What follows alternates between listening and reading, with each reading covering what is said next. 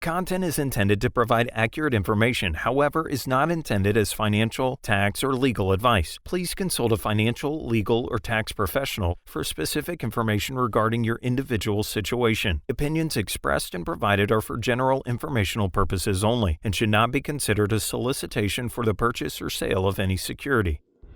Welcome to Game Plan for Retirement, presented by Chris McIntire, Northwest Ohio's retirement planning resource.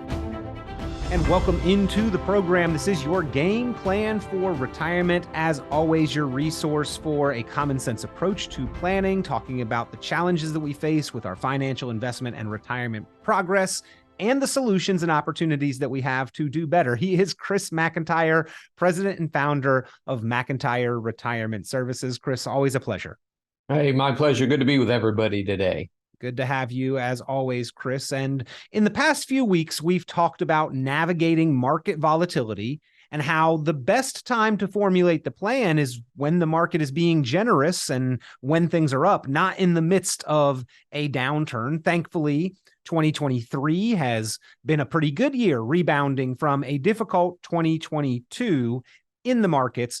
Today, going to be talking a little bit, Chris, about managing taxes. One of the biggest differentials of what we make and what we get to keep is the expense of tax stands in the middle. So I know you are as we often talk about, self-proclaimed tax geek. Excited about the topic today. Yeah, I sure am. And anytime you can help people, work the advantages that they have and the opportunities and keep more of their hard-earned effort, the better that is. And was it Judge Learned Hand said it is not somebody's responsibility to pay the government the most that they can. It's essentially pay them the least amount that they can. And I think he said that in like 37, I believe. Yeah.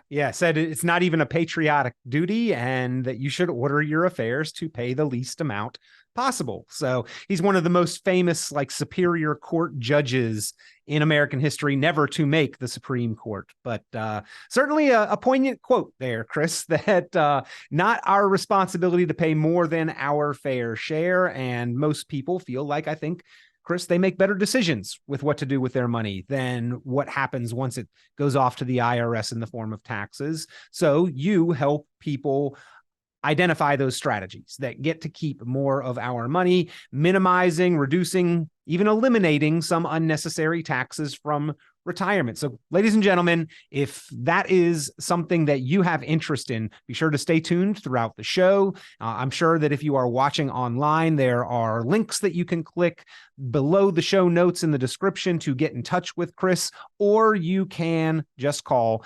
800-868-1194 and run a tax analysis on your specific situation. That is an eye-opening report, ladies and gentlemen, showing how much you might be liable to pay into the future versus how much you could save by identifying the right tax strategies for your retirement nest egg. So again, that number 800-868-1194, 800-868-1194. You can also find great resources online, McIntireRetirementServices.com, McIntireRetirementServices.com. So Chris, there are a number of ways that we can better order our affairs, as Judge Learned Hand said, in order to pay the least amount that we are responsible for.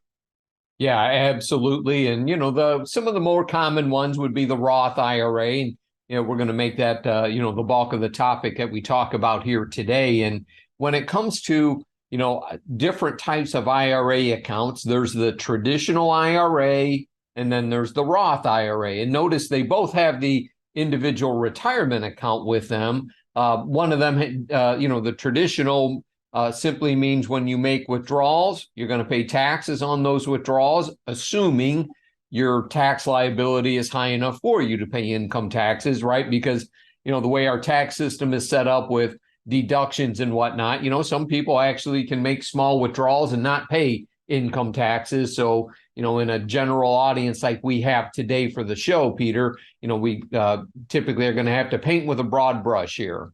Indeed. And that's most of the discussions that we have on this program, Chris, is that you never take them as blanket advice or as a specific recommendation unless you have consulted with your specific financial professional and identified if these are good, bad ideas for your situation. But that's why, again, Chris does offer the opportunity to have those conversations. If you hear anything on the program that you have interest in, you want to find out if it applies, and if so, how to apply it, pick up the phone, give McIntire Retirement Services a call, 800-868-1194. That's 800-868-1194. Because, Chris, the Roth IRA, the IRA, either one, both of them great tools, but wherever the government gives us something good, they always give us limits and limitations on how much we can take advantage, or even if we can take advantage at all.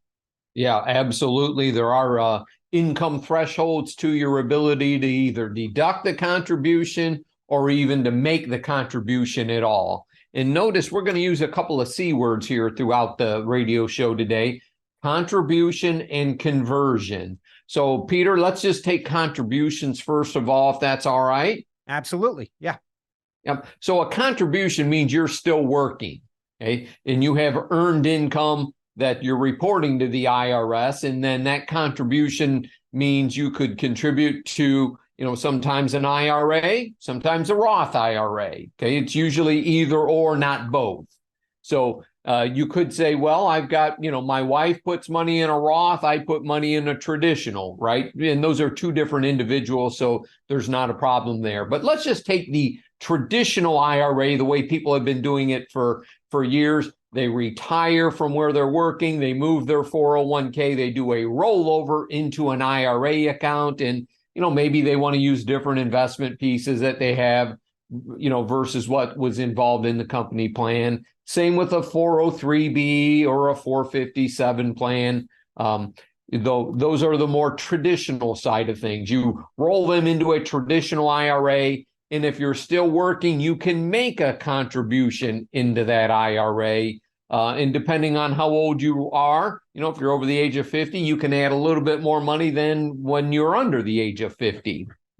The beauty of a contribution is you can deduct that off of your taxes, okay, or off of your income when it comes to paying your taxes. So let's say your income was, $80,000 and you put, $5,000 into an IRA of the traditional style. Okay, now your taxable income is $75,000, not $80,000. Okay, and if you were in a 20% income tax effective tax bracket, that $5,000 contribution would knock your tax bill down by about $1,000 temporarily. Yep. So that benefit of the paying less now is what has been appealing about that traditional IRA for the better part of a generation, since ERISA, since the 401k, since IRAs. That has been the benefit that we have enjoyed, is let's deduct taxes now. But Chris, it's a pay me now or pay me later system. So those deducted dollars now, to your point of temporarily, it's not like the IRS forgets about them, right? Yeah, you're right. And I would say, in general, if we look back 20 years ago, income tax rates were much higher than they are now. So lowering your tax bill when tax rates were high certainly made a lot of sense. And it still may make sense for certain individuals. Let's say we've got somebody that makes $300,000-$400,000 a year, or a married couple that earns $300,000-$400,000 a year. Look, the traditional IRA 401k side may make more sense for them because when they retire, they may not be in that tax bracket they're in now. That's the old analogy. Okay, for the average American that in middle America listening right now, and that makes $150,000 a year, they don't have the tax implications that a higher net worth individual does. So are they in a 20% tax bracket and they put in contribute $5,000 into an IRA? They save $1,000 on their tax bill. Okay, they put $5,000 into an IRA account. Okay, when it grows to $10,000 and they make a withdrawal, they have to pay tax on $10,000. Okay, so again, they're getting a temporary tax deduction. At some point, the taxes will be paid. Well, Chris, the IRS not dummies either. They understood the value of that compounding interest, the growth on the investment. Yes, of course, that's our goal, but they appreciate the benefit of that too. They share in a larger pie once we get down the road, theoretically, right? Yeah, no question about it. And, when beneficiaries have to take the money out, they'll eventually get paid. Okay. So you say, all right, well, when you do what I do for a living and you're in a conference room every day and somebody at age 75 has to take out, roughly 5% of their IRA total that year. And if it's $500,000, they have to take out $25,000 and pay the taxes on that. And, at some point they start cursing the system that blessed them with this big nest egg, Indeed. Yeah. Two sides to that coin, so to speak. But Chris, so contributions, we'll say like your paycheck is money in your hand and a contribution is sticking it in your retirement account pocket, right? That is a brand new contribution. You have to have the paycheck, new earned income placed in your hand in order to be able to make the contribution. And even then, there are limits and limitations to the amount you earn and the amount that you can contribute. So yes. Again, where the government gives us something good, limiting how much we can take advantage of it. Anything else that we need to know and understand about those contributions? Yeah, make sure that it makes sense for you. The nice thing with the contribution side is we have until April 15th to make that contribution. So it does give you a little bit of tax planning. If you're listening to the show today and you said, well, God, I don't have an IRA, I'm working, all my money's in my 401k, and it comes out of my paycheck automatically. We're not here to say that that's a bad strategy by any stretch. Okay. But as we shift into the contributions into Roth IRAs, that could also, fall into the same conversation of contributing to a Roth 401k. And maybe we'll make that transition here quickly, Peter. Yeah. Well, and by the way, if you are making those deductions into a 401k, those also count as contributions, but it's not mutually exclusive, meaning, Chris, you can have a 401k making contributions there. And as long as you're within the confines that allow you to make IRA contributions, you can almost double dip or take double advantage of both opportunities, right? And I think that may be a misconception that you can't. Yeah, absolutely. And, and a lot of people do that because they say, hey, just for example, well, I'm going to make contributions into my IRA, within my brokerage account so I can invest in individual stocks. And you might not be able to do that in the 401k. So that's one reason people will do it, or maybe they want to put it into a CD at the bank, and keep it safe. That certainly can make sense as well and develop, kind of your safe money strategy out of that. So, there are a lot of reasons to still, to this day, contribute to a traditional IRA. Number one, it does lower your tax bill for the current tax year that you're in, and you get the flexibility of being able to do that into April 15th for the previous year. So it does give you flexibility. The 401k does not give you that April 15th deadline. At December 31st, you're done making contributions for that tax year. Yep. So some distinct differences, a little bit more flexibility with the opportunity, although lower contribution limits than the 401k. So if you're really trying to maximize savings, maybe capture a match on a 401k, obviously, maybe then take advantage of the IRAs, and then you've got a whole lot more room in the 401k. So certainly still a useful tool. So Chris, more and more, those 401ks are offering a choice in the tax status and consequences of our contributions, right? That's another important point with these contribution discussions. Absolutely. The Roth 401k is really starting to expand out where, a lot of the companies, especially the Fortune 500s, of course, offer the employees the ability to put money in a pre-tax basis, okay, to lower your tax basis for the current year. That would be the traditional 401k contribution, okay? Or you could go into the after-tax side with the Roth 401k contribution. Okay. And so let's use that $5,000 number again, okay, because earlier in the show, $5,000, 20% tax bracket. Okay, you lowered your tax bill by $1,000. The money doubles to $10,000. you make a withdrawal, now you have to pay tax on $10,000. Okay. And if you're in a 20% tax bracket, you pay $2,000.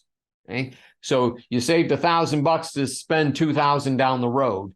The Roth contribution side and that 401k is you did not get to deduct that contribution. So it cost you, your tax bill didn't fall by $1,000.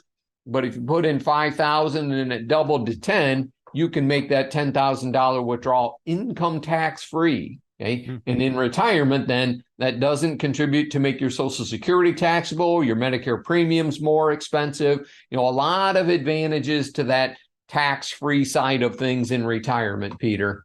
Creating some income on that tax-free side of the ledger actually has multiple benefits, a sort of a domino of benefits in Medicare premiums, potentially Social Security taxation, and just getting to keep more of that nest egg. Chris, prepaying taxes while we're earning a paycheck is really the equivalent of having saved 15 to 20% more.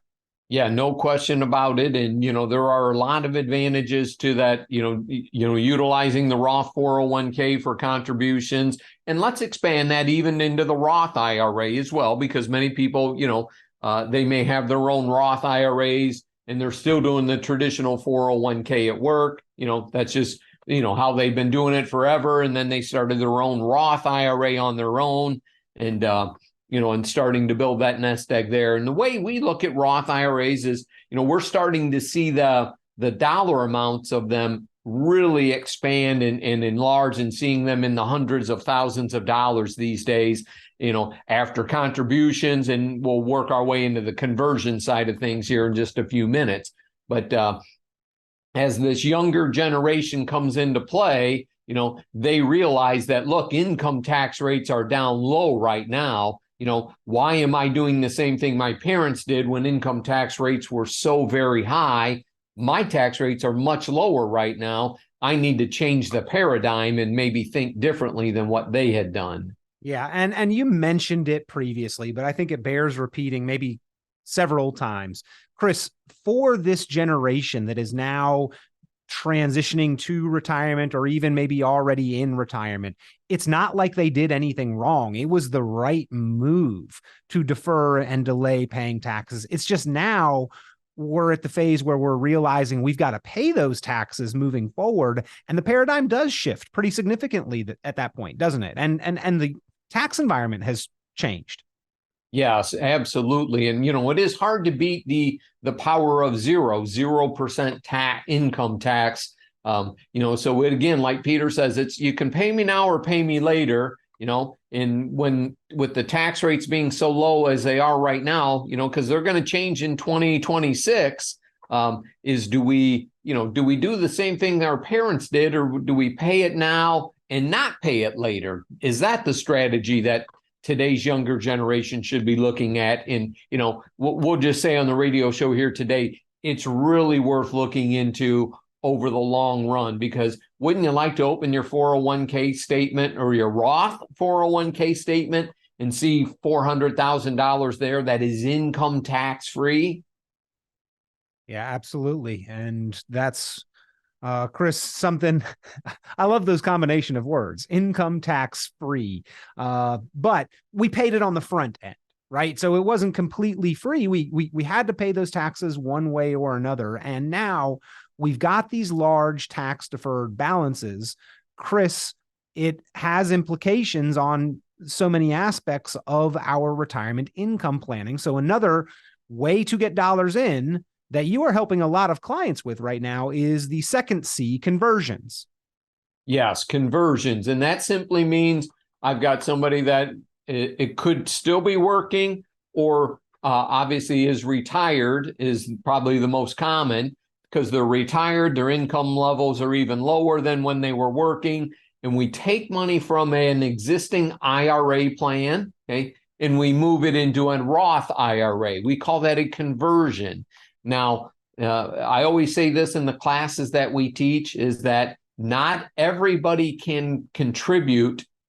Anyone can convert, regardless of income and regardless of the dollar amount. So it's a lot of flexibility right now. And so what we mean by that is let's say you're looking, your accountant does your taxes and he says to you, says, hey, you could pull out an extra $20,000 this year and you'll still stay in the 12% federal income tax bracket. Anything more than that, you go into the 22% tax bracket. So I think most people listening to the show today would agree that 12% is not a bad tax rate to pay to move it from forever taxed, converted into a Roth IRA where it is never taxed. And that's also never taxed to your beneficiaries who may be in a higher income tax bracket than you are, when you pass away. And, so again, a lot of flexibility there, and there are some, things you have to worry about in the conversions, like how long do you have to leave the money in there? We don't have time to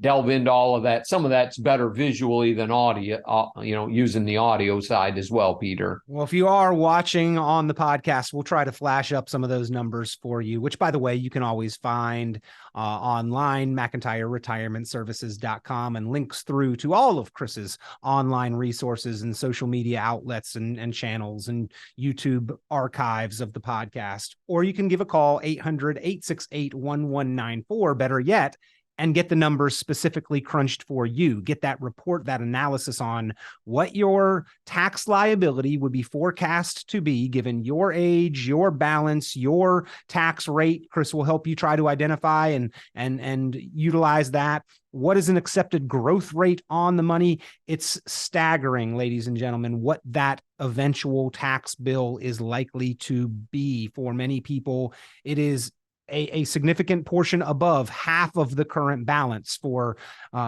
folks between age 60, 65, or even beyond. What you will pay in taxes over your lifetime can be half or more easily of the current balance. And typically, Chris, there are opportunities with these conversions to reduce that bill to a fraction, maybe a third to a half of that price. And that's what those reports that you put together help people to identify and illustrate and quantify. So again, ladies and gentlemen, if you would like to see that for your accounts, your retirement investments, and what that tax liability is through your retirement, pick up the phone, give McIntyre Retirement Services a call, 800-868-1194, 800-868-1194. Now, Chris, there are some specific distinct opportunities when it is best to do these Roth conversions. You mentioned one there, trying to stay within lower brackets, right? When taxes are low is probably the best time to do these. Yeah, no question about it. The 12% tax bracket that we currently have, for a married couple goes up into that ballpark range of $110,000 to $120,000 before you go into the 22% tax bracket. So, boy, for a lot of people that are retired, they don't have that type of income, but they have a very large IRA, and it might be $700,000 to $1 million or even more in IRA dollars. Why wouldn't you want to pick off when you're going to pay taxes on a portion of that big 7-figure nest egg, for example? And we're not out here saying to everybody, hey, pick up the phone, tell your broker, convert me to a Roth IRA. I heard something fantastic on the radio. This takes detailed analysis. Do your homework. In most cases, we do these in bits and pieces. And when I say bits and pieces, it could be $10,000 to $40,000, for our clients as we're shifting dollars into tax-free buckets. And, if you were going to mail yourself this magic envelope 30 years into the future, and you open that envelope and saw a big 6-figure number in it, how much taxes do you want to pay on that? 33% or zero? Absolutely. And Chris, again, certain times that are better than others. The first few years of retirement, typically that's about the lowest income somebody's going to have. From that point forward through the rest of their lives, that may be another key window of opportunity, not to mention that our taxes are lower right now than what they're slated to be in just a few years. Absolutely. And then, you consider, how the government gets money. It's through tax revenue. Okay? And they've been, we're looking at a $32 trillion deficit. So one could make an argument that, look, if they ever want to really seriously chip away at this, they're probably going to have to raise taxes to create the revenue to do that. And, who are they going to raise that on? People with money or people without money? Mm-hmm. And I've heard fears of austerity measures and wealth confiscation. The truth of the matter is, Chris, with so many dollars, trillions of dollars yet to be taxed in these retirement accounts, they don't have to do that. They just incrementally raise the tax rates on those withdrawals, which is what we are potentially in the midst of. Chris, another one of these critical opportunities, though, is something that we need to identify and be ready for ahead of time. But a lot of people haven't heard these conversations from their advisor. In the midst of chaos, there is opportunity. When markets are volatile, when there is a downturn, it actually may be a more opportune time to manage taxes. Can you talk about why? Sure. Yeah. Let's, we'll take 22, for example, and, a lot of the tech sector, like Facebook or Meta, Amazon in particular, had a significant fall in the price value of their stocks, 45% actually. So if you own those companies in your IRA account, and when they fell that significantly, you could have transferred them into your Roth IRA and paid tax on a much lower dollar amount. Okay. And then look what they've done so far for 2023. They've, increased substantially. So that would have been a good opportunity when prices are down of individual securities that you own in your IRA account. That's when you may want to look and just say, look, I want to hang on to the investments. I just want to slide them over into the Roth IRA. They're down 30% in value. Why wouldn't I want to pay tax when they're down 30% in value than when they're up 30%? Yeah. Pay less tax, convert over a larger portion of the balance, let the recovery happen tax-free. Or Chris, if we've got a certain amount earmarked, hey, I want to convert over $100,000. I expect to be paying whatever the price is for the taxes on that. If the total account balance goes from 500 to 400, now we are converting over a larger percentage of the account. Instead of 20%, we're converting over 25% for that same price tag. So again, things that we need to identify ahead of time, opportunities that should be discussed strategically for your specific situation, ladies and gentlemen. Chris McIntire has those proactive conversations and helps his clients identify when is the right time to pay the least amount in taxes. And if you're not having those conversations, is that an indication of other important topics that you could be missing in your retirement planning? I certainly would feel that it is. So give Chris McIntire a call if you'd like to see the report, if you'd like to get the game plan for retirement in your hands, the written plan that helps you identify these risks, issues, and opportunities. 800-868-1194. That's 800-868-1194. 800-868-1194. Chris, just a couple more notes on this. There is the opportunity for spousal contributions. There's the opportunity for backdoor Roth contributions. So sometimes there are people who feel like they're eliminated that may not be.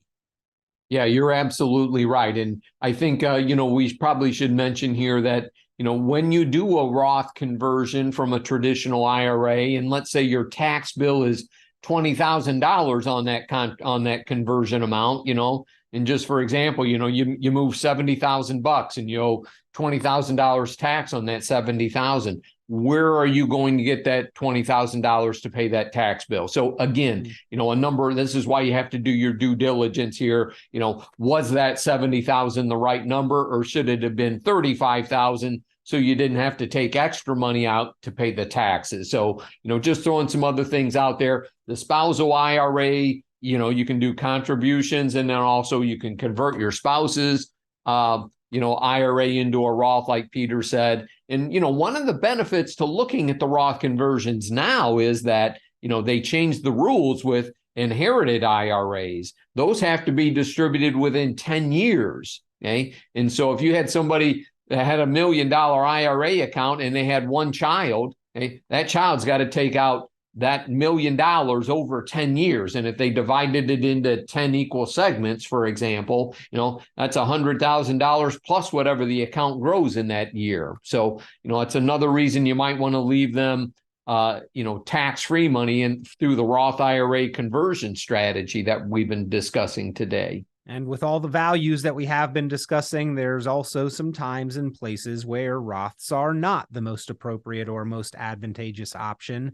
If you see and can forecast that taxes may be significantly lower in the future for your situation specifically, maybe you're earning high income now, but actually live on significantly less, you've got to crunch those numbers. It is a specific conversation, but for the majority of people that we are seeing, Chris, the majority of your clients that you are helping through this process, it is also a significant opportunity to save a significant portion of money. Not what you make, it's what you keep, ladies and gentlemen. Taxes usually the largest expense standing in between. And so let's manage that, control that, reduce it or eliminate it where possible. That's what Chris McIntire can help you do. Pick up the phone, give a call, 800-868-1194. That's 800-868-1194. 800-868-1194. Chris, always appreciate the conversations, always great food for thought. We appreciate the time, the knowledge, expertise that you share.